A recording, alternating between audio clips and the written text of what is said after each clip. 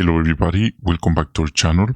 In today's video, we're going to be considering some of the spiritual gems comments for the week of June 3 to 9, 2024. So friends, we extend you a warm welcome, and now let's jump right in. So for this week, we have the reading, for this week's Bible reading, we have Psalms 45 to 47. Let's take a look of the first question. It comes from Psalm 45:16, and this verse says, "Your sons will take the place of your forefathers. You'll appoint them as princes in all the earth." So, the question, what does this verse teach us about life in paradise? And this teaches us that the new earth, the paradise, will be organized. There will be good men to care for matters. Some time ago, we seen the morning worship where our brother Kenneth Flotin is explaining in the morning worship that this prophecy of this Psalm 45:16 is gonna fulfill in the paradise, in the new world. And of course, Jehovah and Jesus, they'll choose some of the elders, loyal men, to serve as princes, as this verse says, and they'll be directed by Christ and his 144,000 co-rulers. And we can imagine a time when all corrupt organizations will be replaced by a single, unified, and uncorruptible organization. Okay, the next question. What spiritual gems from this week's Bible reading would you like to share? And we're going to be reading first the verse to understand better the gem, the comment, and let's start with number 1. And Psalm 45 verse 1 says, "My heart is tired by something good. I say, my song is about a king. May my tongue be the stylus of a skilled copist." So an interesting detail about this verse is that the Hebrew verb translated "is tired" originally meant to bubble up or boil. So this matter made the psalmist's heart boil over with enthusiasm and made his tongue become like the stylus of a skilled copist. Okay, let's move on to the next one, number 2, and the same verse. This verse motivates us to value our ministry and maintain enthusiasm despite the obstacles.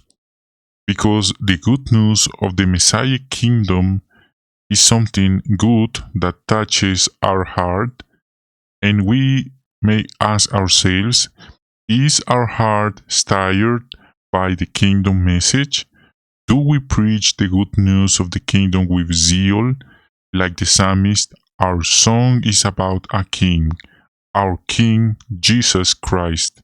We proclaim him as the enthroned heavenly king of the Messianic kingdom. So these truly are the good news. And number 3, the same verse teaches a different gem, and this motivates us to become skillful in using the scriptures in the ministry by engaging in various facets: house to house, return visits, Bible courses, or with the literature cards, or informal witnessing. Our language, our tongue,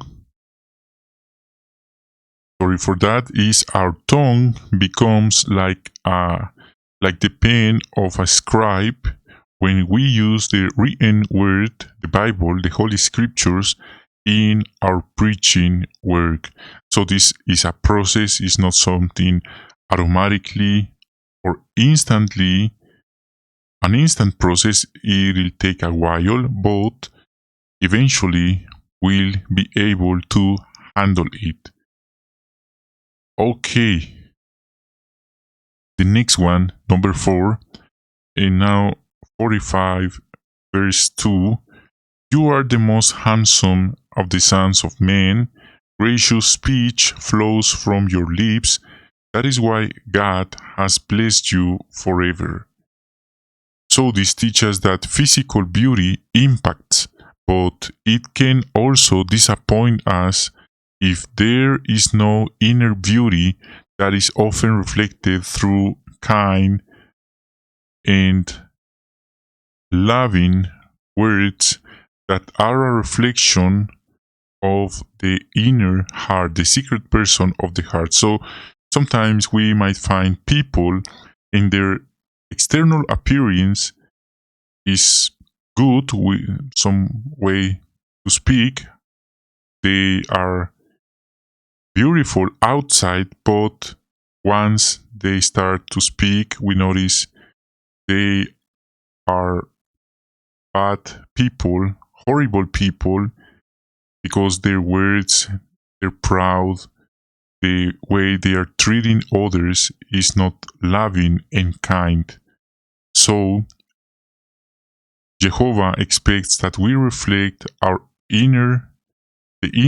the secret person of the heart through our kind and loving words, and of course, physical beauty, external beauty, is not the most important thing versus the inner beauty. Okay, let's move on to number 5, and the same scripture, the same verse teaches something interesting about Jesus. Inspired prophecies had suggested that the Messiah would speak with charm on his lips, using words of elegance. And Jesus fulfilled those prophecies by keeping his message fresh and alive, using winsome words as he taught the truths he so loved. There's no doubt his enthusiasm animated his futures, and his eyes, Jesus' eyes, shone with a lively interest in his subject. What pleasure it must have been to listen to him. Have you ever think about it? Listening Jesus, observing him while he was teaching, imagining the tone of his voice, and he was conveying peace through his words, the way he was observing, watching others. And what a fine pattern for us to follow when we talk to others about what we have learned from the Holy Scriptures.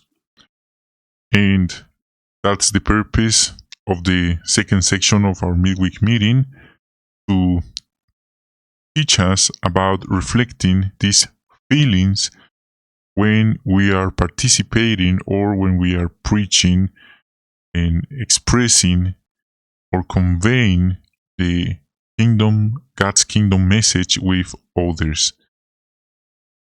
Okay, and now number 6, and the same verse teaches us that the scriptures say very little about Jesus' physical appearance. And some might think that as a perfect man, doubtless he was handsome.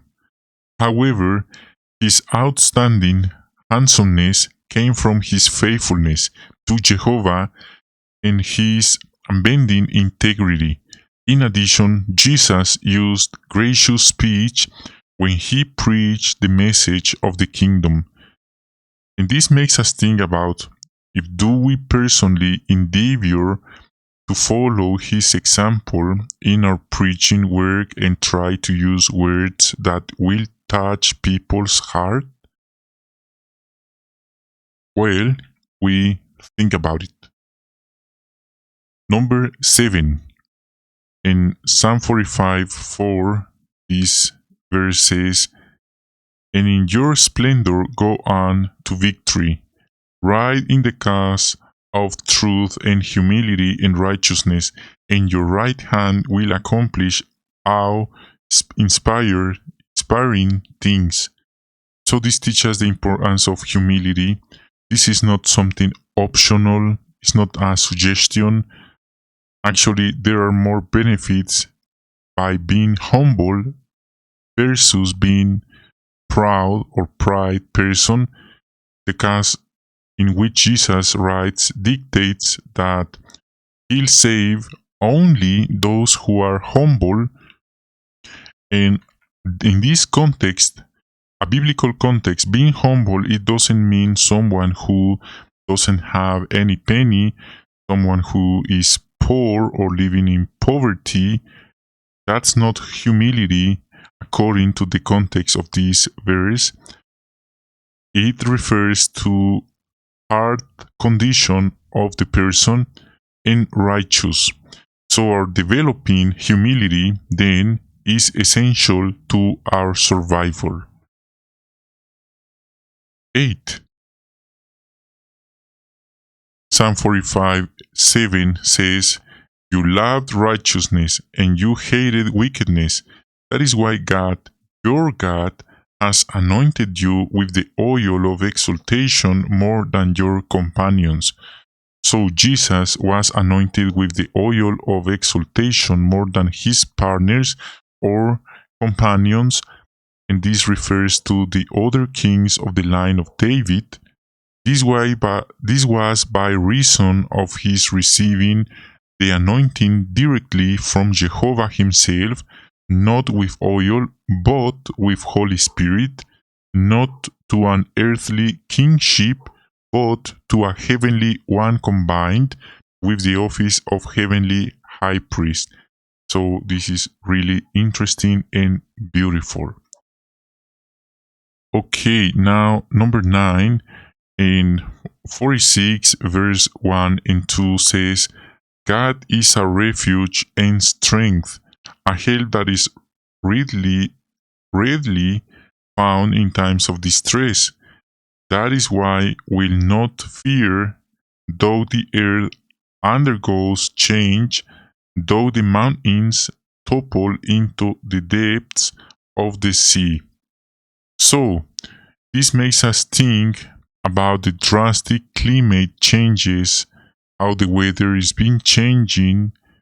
This is something that's been happening, and it's a fact that Jehovah is with us, with his servants, but at the same time, we have the individual responsibility to get ready, to prepare ourselves before the disaster, taking care of ourselves and our things, our belongings, and preparing for the natural disasters that come and go. And Jehovah will bless our efforts by doing so. So we are not expecting or waiting that the government or Jehovah himself come from heaven to move us or saving us.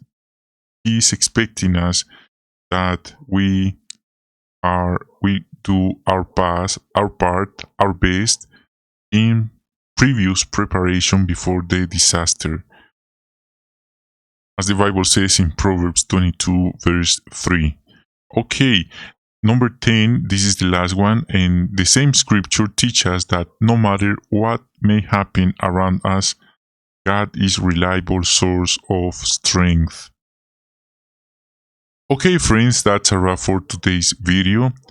We really appreciate your visiting. Thank you for watching, and we hope to see you in a next video.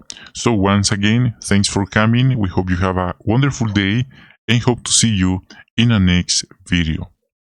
Bye.